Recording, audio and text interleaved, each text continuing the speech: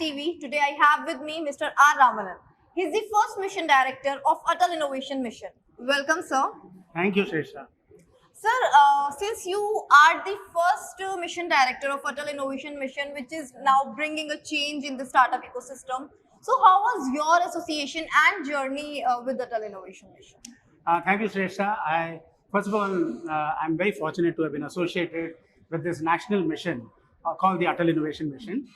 This was under the auspices of the NITI Aayog, and it was a Prime Minister's initiative to create a nation of job creators, not just job seekers. So that is the purpose of the mission.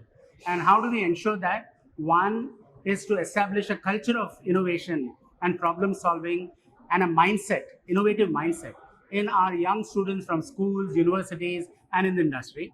And second is to create an ecosystem that will support entrepreneurship, support startups, and enable them to grow and become large organizations, multinational organizations, serving not only the needs of India, but also the global marketplace. Right. So Atal Innovation Mission, I was very fortunate because I came from the private sector.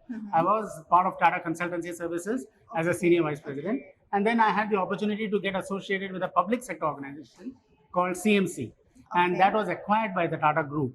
And so during that acquisition, I learned a lot about how government organizations are so innovative, like CMC was. Right. And therefore, this transition into the government in a full-fledged manner as the additional secretary at NITI Aayog was a wonderful opportunity for me to bring together best practices from corporate environment that I grew up in into the government positive aspects that government brought in. Atal Innovation Mission basically focused on 5 things. One was creating a culture of innovation in our schools. So we set up 10,000 tinkering labs across schools all across the country. And these labs were dedicated innovation labs with the latest of technologies, 3D printing, robotics, IoT, miniaturized electronics, AR, VR, and so on. And these were as do-it-yourself kits, so that students from grade 6 to grade 12 get a chance to tinker with and be able to create innovations. And then at the university level, we set up 100 incubators, more than 100 incubators today have been set up by the Atal Innovation Mission. And each of these incubators were given government grants to foster anywhere between 25 to 50 startups. I'm very pleased today in ISBA's conference here to see a number of these incubators who are not just having 50 startups, but even 100 startups. True. And they've all evolved in this system. I think not only Atal Innovation Mission, but also initiatives by the DST, Department of Science and Technology, BIRAC, METI, they've all contributed to creating one of the fastest growing startup ecosystems in the world. So you are associated with this mission ever since its inception. So how have you seen it, evolving over the years? Yeah, I think it has evolved beautifully. Of course, in the initial years, many universities and many, even the industry was not familiar with incubation, startup world. What are the challenges that startups face? Startups go through several valleys of death, as they call, because of lack of infrastructure support, mentoring support, high HR support, IT support, domain knowledge, and funding support. All of these are challenges for a startup. The purpose of the incubator which was being set up was, how do you bridge these valleys of death? And how can startups succeed with all these challenges? And therefore, initially, when the incubators were set up, they also had challenges in understanding their role and their contribution to a startup success. But I think in 5 years, the fact that we have 99,000 plus startups and we have 900 plus incubators in India is a huge jump in terms of the startup ecosystem and the supportive ecosystem that has been built. Not only that, what I see has happened over the last 4-5 years, and particularly after COVID or during the COVID, private sector came to the help of startups and incubators. And today, VC funding and private sector support for the startup has evolved, and that's reflected in the ISBA conference today, where you have a number of VCs, you have incubator managers, you have civil organizations, and you have academia and government, Maharashtra State Innovation Society, and others, all are participating together. And I think this is the big change that has happened over the last 4-5 years. And I think it augurs very well because we've reached a tipping point in terms of being able to galvanize and catalyze this movement into a much, much bigger movement across the country.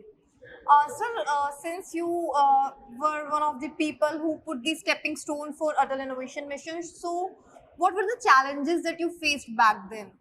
So the challenge is, we had a small team. So we are actually like an entrepreneurial team. True. The Atal Innovation Mission team, when I joined, had 4 people who were already part of it. And then I joined as the mission director, the first mission director. And we scaled up the team like any entrepreneur would do. So we were a startup within the government. True. And so all the challenges that startups face were faced by us. How do we have the right team? How do we ensure that we scale up? That was a big challenge, scaling up across the country.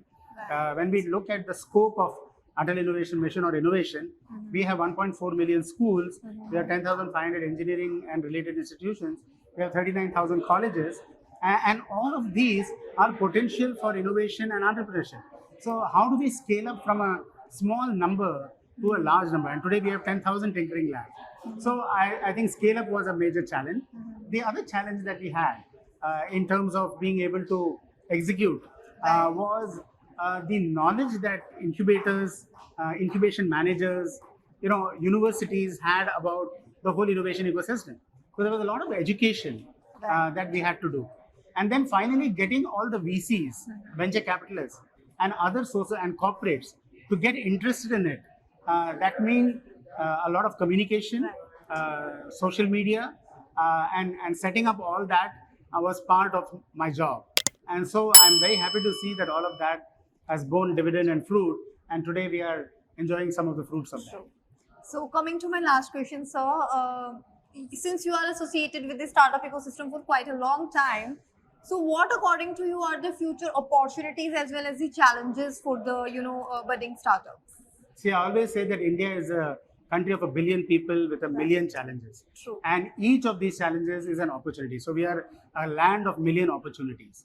And each of these opportunities is ripe for an entrepreneurial organization or an entrepreneurial idea to be able to focus on that challenge. Take, for example, we have 650,000 villages. Right. We have 715 districts, out of which 115 are called aspirational districts, because they are at the bottom of the pyramid in terms of basic access to healthcare, education, clean drinking water, sanitation, waste management. We have 8,000 small towns and cities. So the challenge and the opportunity is, how do we convert these 650,000 villages into smart villages? Sure. 8,000 towns into 8,000 smart towns, which are hubs of innovation and local job creation. That's why we set up Atal Community Innovation Centers, for example, to be able to stimulate local community-centric innovation and create local jobs, right? And so these are all opportunities. And another big advantage India has today is known as the rising knowledge capital of the world, right? We have a $250 billion ITs industry. So we are digitally savvy. And the government, through various initiatives, has made digital public goods and services as a focus of its rendering to community, right? Whether it is the UPI stack, the health stack, the ONDC, these are all creating new opportunities for young startups to capitalize on. And every Kirana store can be connected from anywhere to anywhere in the world. True. From Jodhpur to Japan, as they say, or from Seattle to Sikkim. And so we want to make sure that these opportunities are grabbed by the young, innovative thinkers of our academic system as well as our entrepreneurs and leverage for the benefit of India and for the world. Thank you so much, sir, for such insightful conversation.